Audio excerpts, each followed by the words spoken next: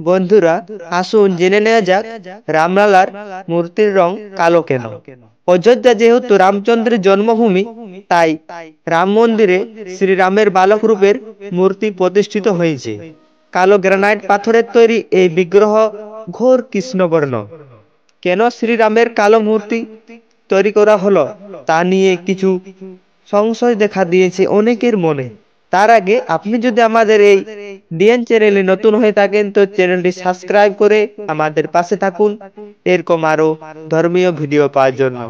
রামলালার মূর্তির রং কালো হওয়ার কারণ, শ্রীরামের গাত্রবর্ণ ছিল কালো। শ্রীরাম শ্যামবর্ণের ছিলেন বলে রামায়ণে বর্ণনা করেছেন মহর্ষি বাল্মীকি।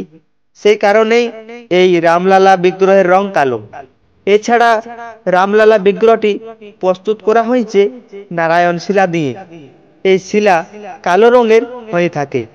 হিন্দু ধর্মে নারায়ণ শিলা অত্যন্ত মাহাত্ম্যপূর্ণ বলে মনে করা হয়। এই পাথরের বয়স কয়েক হাজার বছর। এই শিলাকে স্বয়ং নারায়ণ শিলা বলে মনে করা হয়। নারায়ণ শিলা হাজার হাজার বছর একই রকম থাকে। এই পাথরের কোনো ক্ষয় হয় না।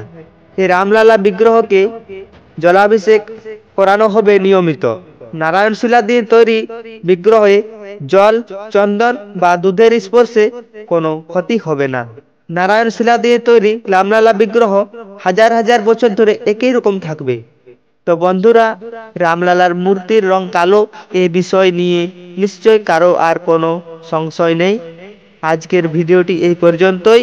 সকলে ভালো থাকবেন আর কমেন্টে জয় শ্রীরাম লিখতে ভুলবেন না।